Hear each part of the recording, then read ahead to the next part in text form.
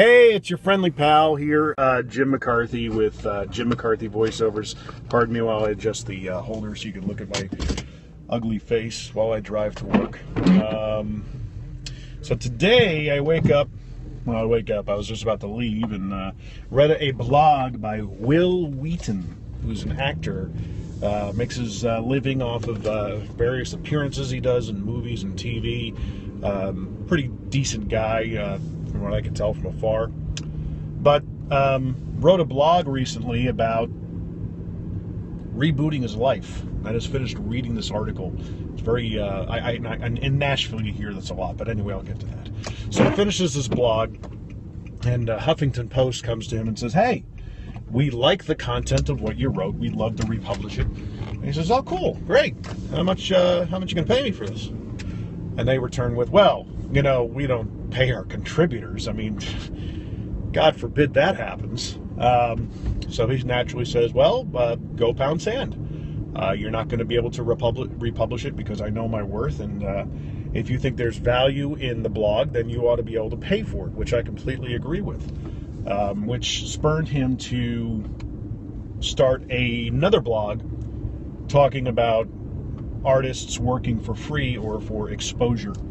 Now in Nashville, in various creative industries all around town, whether it's music, video, photography, these seem to be all the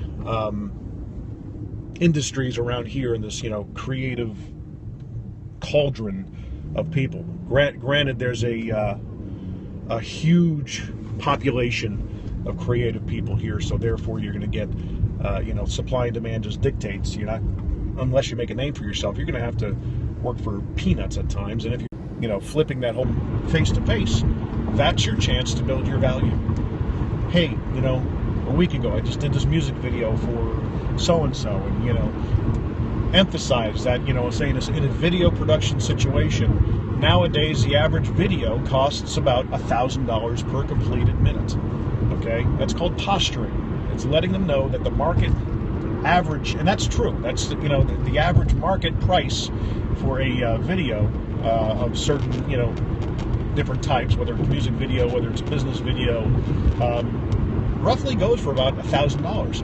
Now, whether or not you're able to fluctuate from that, or if you want to hold true to that, that's up to you. But again, it all comes down to that value proposition. Making it seem in the mind of your customer that you are the only option. You are so good that paying you $1,000 per completed minute is a bargain.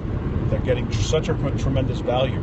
And you got to figure that aspect of it out in any creative sense. Simply posting, hanging a shingle out and posting the fact that you're a photographer and you take great pictures, someone inevitably is going to come to you and say, "Hey, you know what? I'm having this event. Why don't you come by and hand out business cards, take pictures of the event, and do it for exposure?" Well, you know what? Why don't we sit down and figure out what it is that you need to get out of the event? What kind, when can we get together? In every situation when I was in the car business, somebody would call in and they would, "What's your best price on this car?" Well, this car, the Honda Accord, the 2015 Honda, or 2014 at the time, Honda Accord. "Well, our best price is online. Have you had the chance to drive a Honda Accord yet?" "Well, no, I haven't." "Okay, well, when can you get together? Why don't you come on in, we can show it to you and make sure that it's the right car for you." That's the first question to address first. Let's make sure it's right. In a video or photography or creative sense or musician sense, let's make sure that we fit for you. Let's make sure that we're bringing value to the table first. And then, while you have them in front of you, you go over numbers. You make sure you have a battle plan going in. And that's probably one of the best first ways to stop giving your crap away, man. I see it all too often. It's happened to me. It's happened to the best of us creatives that have a ton of value to bring to the table. You're going to get somebody who's going to lowball you. In that situation, I guess in that situation, someone comes to the table, they want to know how much you charge. Try and turn it back around on them and see if there's anything even more to talk about. Ask them, "Well, what is it that you're looking to pay? What's your ballpark?" And if they're looking for a music video and, "Oh, I've got $500, okay, well, I'm not your guy. I know a film school around here that you might want to, hit up. There might be a student there that's looking to build their reel, and they'd probably do it for $500. But, I'm well beyond that. You understand what it takes for me to make a living? You're asking me to work for less than minimum wage. Putting those different things in perspective for the customer makes them open their eyes and go, yeah, okay, I can understand that. And either they will or they won't. And at least at that point, you're not wasting time trying to make money with a customer that's, got some expectations that are on planet Mars. The other thing is the position you are in your career. If you're just starting out and you need, I've always talked about this in my voiceover, how to get into voiceover vlogs before. If you're needing material to get a demo together, then there's give and take. There's something you're getting out of it.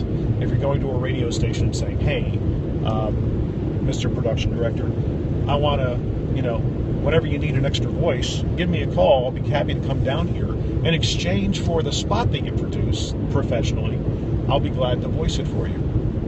And also, you get airtime credentials out of it. So at least you're getting something out of it, which eventually leads the way to, I guess that's a way of getting exposure. But at the same time, you're getting something out of it. You're getting something tangible that you can put up on Facebook, on Twitter, on your website. Helps build your demo, helps keep it current and fresh, and helps pave the way to those paid gigs. And then, as your career starts to unfold, you start asking for money. You start putting your value proposition on the table, because all of a sudden you have a track record. You have the fact that you've been on the air. In a video sense, you have the fact that you have a reel together. You've had paying clients in the past. Here's how much I've averaged. Here's how much I normally get for a project like this. Normally a project costs about $2,000, but I understand that you kind of have a budget to stick to. I love your project. I really want to help you out with it. I think I'm a great fit. How about, what if I did it for you, for $1,500 and we knock it out in 2 days?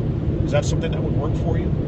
And ask those qualifying questions. Ask those trial closing questions. And believe it or not, something as foolish as I thought it was when I started in the car business, the head nod is a powerful tool. While you are asking that question, is that something that might work for you? Nod your head. Very powerful stuff. It is, as foolish as I thought it was when I first started in the car business, I have used that tool over and over again, and I've closed deals because of it. I don't see any reason why it wouldn't work in selling yourself and building that value proposition. People, learn how to sell. Learn how to sell. Look up guys like, if you want to talk to me about it, you can always contact me via jimmccarthyvoiceovers.com. Find me on Twitter, on Jim McCarthy VOs, of course, on Facebook. But listen to guys like Fran Cardone, other car guys. Even though you might have an aversion to car salesmen, a lot of these car sales trainers have a lot to offer when it comes to sales training. Okay, Jonathan Dawson, great guy to listen to. Fran Taylor, look these guys up. Fran Taylor runs a page called 30 Sales a Month. It's car sales driven, but man, I believe that a lot of the principles are great for getting repeat and referral business. When you're in sales, when you're doing something creative, you're going to want to capitalize on repeat and referral business. You finish up a project for a customer. You deliver it and everything. Hey man, just want to let you know, please keep me in mind should anybody you come across need something that it is that I do. And even have little cards made up that ask them to give you great reviews on Facebook, Google Plus, Yelp. That's something that we used to do. We used to hand out cards once we were done delivering the car. Hey man, it was like, anything less than a 5-star review is failing in my opinion. Did I do everything I could do in my power to make it a 5-star experience? I did. Great. Could you tell the world? Could you tell it on Facebook, on Google Plus? Here's our links to our pages and everything to write on this card. Just follow, just do a search. If you want to pick one, that's fine. But please give me a review because my business depends on it. And if I did right by you, please give me 5 stars. Can I count on that? Nod your head. In the sense of, getting back to the sales trainers, Fran Taylor from 30 Sales a Month, very big on the tools you need to get repeats and referrals. Jonathan Dawson, he runs a page called 6 Figure Sales Strategies. He's very big on the psychology of selling. He calls it sellcology.